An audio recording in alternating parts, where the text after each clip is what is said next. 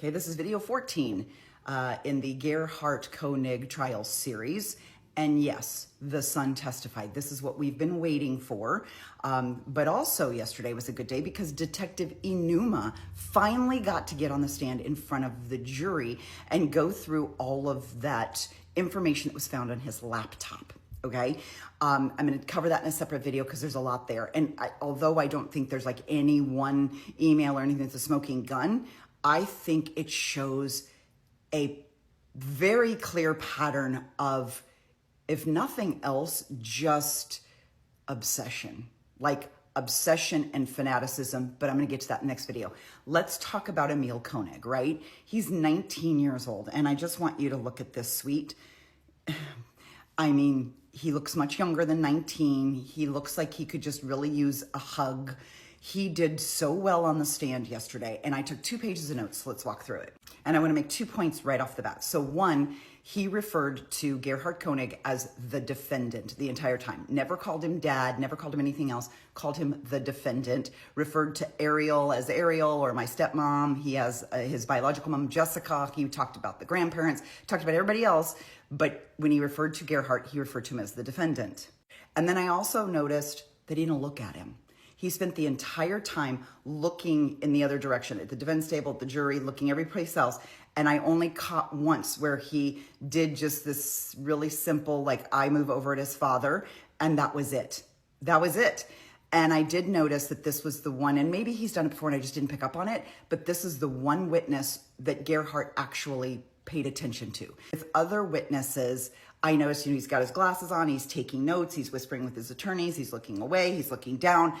This is the one time, glasses off, hands folded on the table, and he was just 100% laser focused on Emil, never looking away. And I don't know if it was hard to tell because you can only see it from an angle. Hard to tell if it's he feels sympathy and he feels sad for his son having to go through this, or he's angry or frustrated or upset that his son is doing this and testifying against him. I do not know, can't read his face.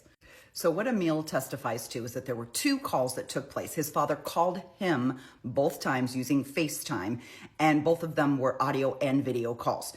At first, he can't remember the exact times, but they show him the police statements, and then he remembers. They pulled the timestamps from Emil's phone, so Emil knows exactly what time. One was at 10:42, one was at 11:46.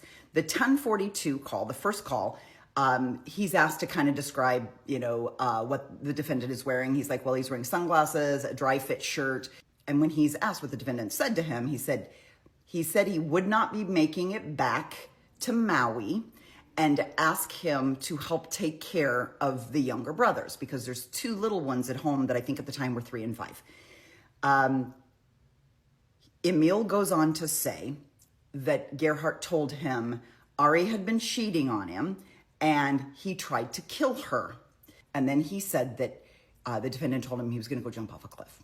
When asked what his response was, Emil said, I told him not to jump. Like, I was trying to tell him not to jump. And then Gerhardt allegedly told Emil, this is what Emil testifies to, that Ari had gotten away. So he tried to kill her. He was going to jump. She had gotten away. So those are kind of the gist of the first conversation. He is asked, did you notice anything about the shirt? And he said, yes, that there were spots on the shirt that he thought was blood. This is Emil speaking, that there's blood on the shirt. And when he asked about it, Gerhardt responded, that is Ari's blood, meaning Ariel's blood on his shirt. So then Emil testifies that after this call ends, his first call ends, he immediately goes over to his grandparents' house. And when he says grandparents, he means Ariel's parents. Her parents live very close by. He goes over to their house and he tells them that he just got this call. Here's what's going on in Oahu. And then he also, I think at some point, calls his mom in Pittsburgh to tell her what's going on. The grandparents get a call from the hospital in Oahu, so they immediately leave and they go to Oahu to be with Ariel. So Emil says, then a short time later, a second call comes in. It's now 11:46 a.m. This is the second FaceTime video that his father has called him. He notices in the background There's trees and skies in the background, like he's still in the woods. Emil testifies that he was asked by the defendant, did you tell anyone? He says, yes, I told the grandparents and the mother. And then during this call, there was at least 2 times where Gerhardt, Konig, says, he's gonna jump, he's gonna jump. And Emil keeps telling him, don't jump, don't jump. He's asking him not to jump.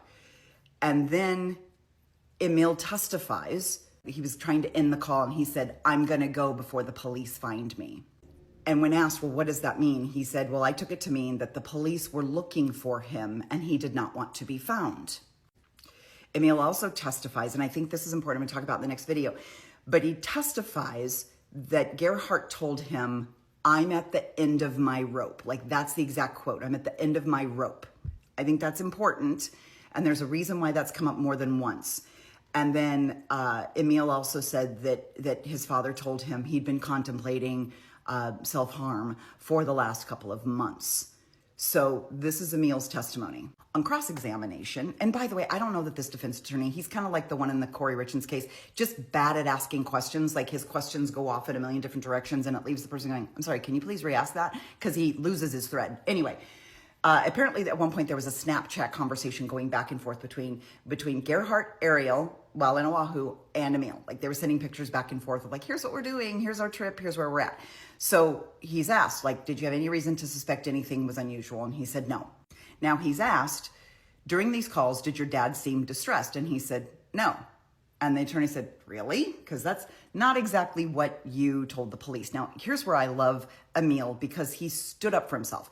He said, would it help you if you read your statement to the police? He said, absolutely. So then the defense attorney says, do you remember telling the detective that your dad was distressed and trying to stay calm? And Emil corrected him. I said, he sounded calm.